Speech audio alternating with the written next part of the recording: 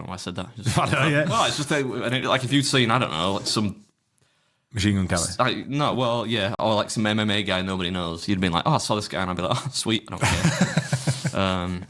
Yes. What were you doing? Did you see that video of Sean Strickland interacting with Machine Gun Kelly? Oh, yeah. And it kicks off. Yeah. Have you seen the video? I don't know who Sean Strickland is. He's the UFC guy. He's a UFC fighter who's quite... Not the I know that O'Malley guy with the weird hair. Not him. No. Obviously not him. It's a different name. He's like got a shaved head. He looks a bit like a super right-wing member. Can I say that? It might not be, though. Yes. It might not be. No, I think he wasn't even good. When he was younger, he was actually like a far-right... We're on the We are tanking this You ourselves. can say the word... Like you can't. YouTube just will not like it.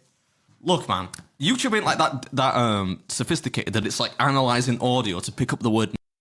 It is. Keep saying it. He definitely is doing that. And look, you could have automated. I could be talking about how bad are, right? And that would be perfectly fine, right? Because that is accurate. All right, well, whatever. He's a bald guy. Let's be like totally like PG get back about on track it. here. He's a bald guy, yeah.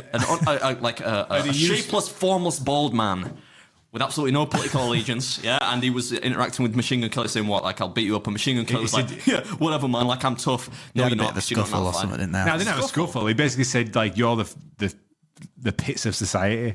And they did interview afterwards. He said that to Machine Gun Kelly. He's like, dress like a man, you look like a goth. He's like, you look like an emo kid at school who used to get bullied.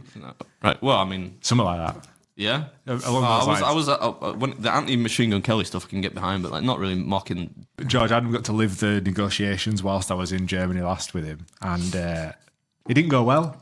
It was very funny. I tried to describe to George yesterday that what it feels like is that I've just bent over in front of everybody that's been part of this negotiation and contract process, and every single one of them has just give it to me because I have not won any aspect of Porridge style. Yeah. Like, I probably said it more graphically yesterday because I was with heightened emotions. What an awful process! Like, what it is. The funny thing was like you were kind of like you had your heels dug in at the start.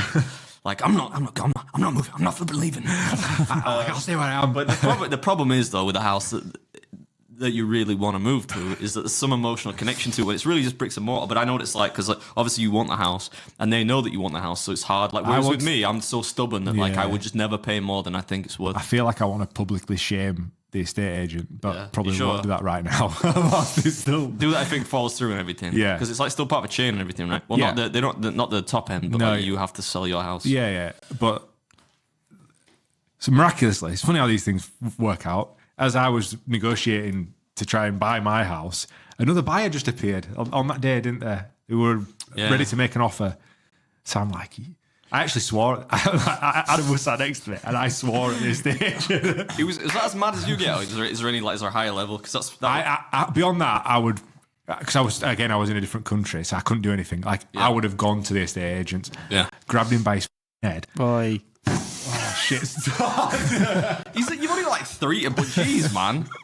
Calm down. I think that I'd have been like that's illegal though. I think that you go. The next step for you was violence.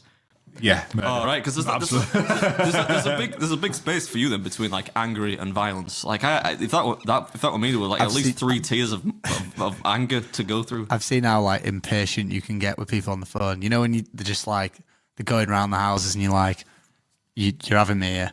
I'm not having it. I didn't realise I was like that, but then now in this process, so one of my friends who I did the High Rocks with, he's a mortgage advisor. So I'm like, this process is annoying me because I still don't know what the mortgage really is because it's like we're still in that.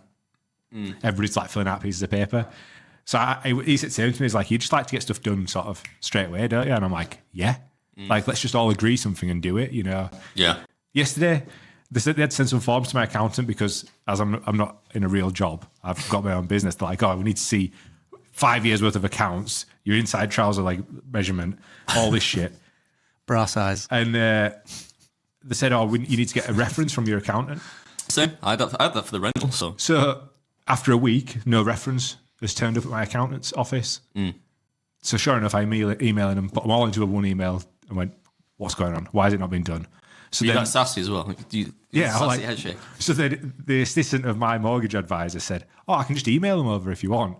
So I then messaged my mate and I'm going, why would you have not just emailed it in the first place? Yeah. Because it arrived in the post miraculously as well yesterday. And I'm going, so we could have saved a week by just emailing it. Like, what is this archaic process that we're going through? Well,